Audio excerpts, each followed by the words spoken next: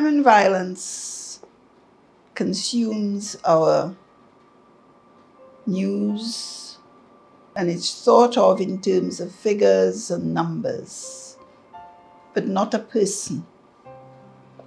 So that if you hear there's been 600 murders, but is to think of 600 people with at least 4 members of their family who are left grieving. What do you do about that? In schools, teachers will tell you they can see the signs of that coming from 7 to 10. It blossoms 10 to 14, and it was confirmed by a most recent police report of their stats that it is still, after 30 years, the 15 to 29 age group commits the highest number of violent crimes in our country. If you think about it, in 30 years, that has not changed. We looked at the figures, not only for suicide, but all the way through to violent crime, and saw this, that it was the 15 to 29 age group. And therefore, we held the first conference on violence, self, and the young male in 1993. In 2023, we're doing the 5th such conference. It makes my blood run cold after 30 years to hear somebody tell me that, it's all right. Once they reach 15, they go dead, the police go shoot them down and you just bury them. You don't even have to take them to court. So why this conference? What is missing is collaboration between the 3 major actors in this, which is those who make decisions on the political level, the prime ministers, the cabinet, the ministers, the senior public servants who have to have administrative systems that can cater for political decisions made. And then the work with the understanding of how those who work on the face-to-face level work manage, because they are dealing with it on a one-to-one level.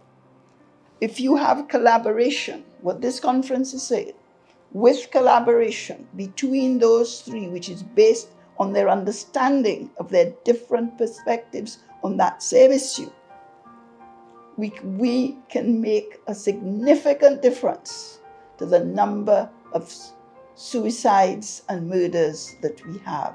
That is what this conference is about. Putting together multi-agency risk assessment committees that will meet those at high risk of violence in our societies from the time they're 7 years old, identify them, deal with them in a humane manner, meet their needs for physical and emotional needs. And we should face the challenge that when we demand the use of our money, that we would make it that at least 1% of the money that is spent on the police, the courts, the prisons, etc., devote 1% of that money on multi-agency risk assessment committees. That is what this conference aims to do. To preserve our democracy, we should have it firmly fixed that we, the ordinary citizen, respect the office of a prime minister, the office of a minister, because it represents all of us. Our right to peace, that's what it does. To see a person, not a party, not a race, not a gender, but a person and a person in pain, and keep that focus so that we will bring it down one person at a time.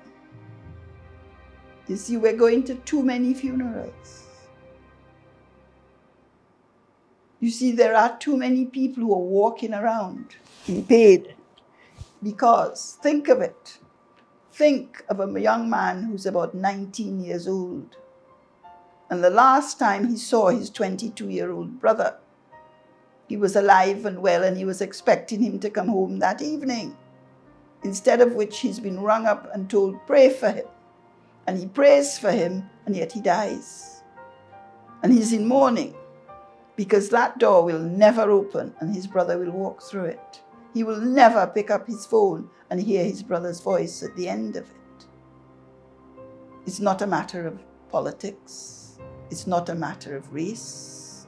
It's not a matter of gender. It is a matter of pain.